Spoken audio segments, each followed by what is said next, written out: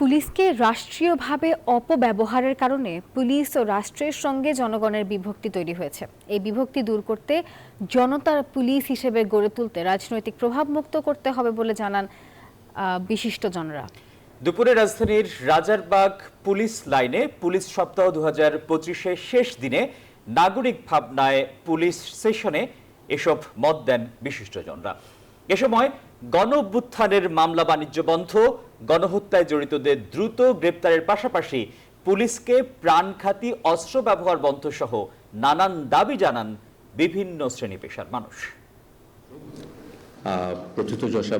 Police সপ্তাহ 2025 এর শেষ দিন বৃহস্পতিবার রাজারবাগ পুলিশ লাইন্স অডিটোরিয়ামে নাগরিক ভাবনায় জনতার পুলিশ, নিরাপত্তা ও আস্থার বন্ধন শীর্ষক বিশেষ মতবিনিময় সভার আয়োজন করা হয়। এতে অংশ নেন ছাত্র প্রতিনিধি সহ বিভিন্ন শ্রেণী পেশার মানুষ। পুলিশকে কেমন দেখতে চান তুলে ধরেন সে মতামত।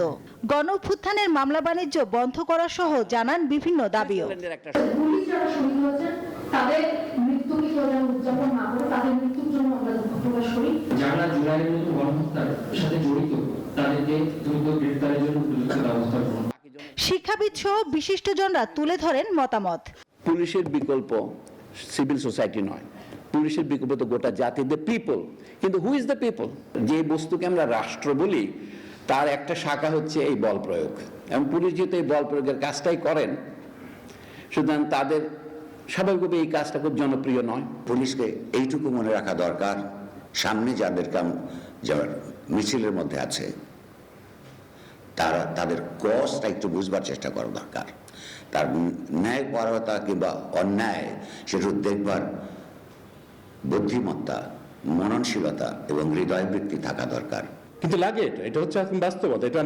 এটা ছাড়া আমরা আমাদের কারখানাগুলোকে নিরাপদ রাখতে পারি না। তাহলে ব্যর্থতাটা কোথায়? সুতরাং একটা সংস্কৃতির পরিবর্তন দরকার, এবং এই সংস্কৃতির পরিবর্তনটা আমি মনে করি একটা গণতান্ত্রিক ব্যবস্থার মধ্য দিয়েই হতে পারে। গণতান্ত্রিক ব্যবস্থা যদি ঠিকঠাকভাবে কাজ করে তখন পুলিশ বাহিনী ঠিকঠাক কাজ করতে পারবে। এবং আমি খেয়াল করলাম এখানে সবচেয়ে বেশি হাততালি এসছে পুলিশকে যখন রাজনৈতিকভাবে ব্যবহার না করার কথা হয়েছে। এ সময় সাবেক পুলিশ প্রধানরা বলেন, পুলিশকে স্বাধীনতা দেওয়ার পরেও তারা ব্যক্তি স্বার্থের জন্য দালালি ও দুর্নীতিতে জড়িয়ে যায়। তাই শুধুমাত্র রাজনৈতিক প্রভাবমুক্ত নয়, পুলিশকেও ঠিক করতে হবে। পুলিশকে যেমন অ্যাকাউন্টেবল করতে হবে, তার দায়িত্ব কর্তব্যের জন্য সঙ্গে সঙ্গে তাকে সম্মান দিতে হবে। দুর্নীতির যে পরিমাণ, কি হিউজ দুর্নীতি হয়েছে, এবং দুর্নীতি এখন যে হচ্ছে না এই গ্যারান্টি নাই, কিন্তু আমি খোলাখুলি বলতে চাই না। এ সময় পুলিশ প্রধান বলেন, শক্তি নয় নৈতিকতা বড় অস্ত্র, এই প্রতিশ্রুতিবদ্ধ হতে চায় তার বাহিনী। আমি আজ বুঝেছি শক্তি নয় নৈতিকতা বড় অস্ত্র। সম্মানিত নাগরিকবৃন্দ, প্রিয় সহকর্মীবৃন্দ, আমরা এই প্রতিশ্রুতিবদ্ধ হতে চাই সবার কাছে।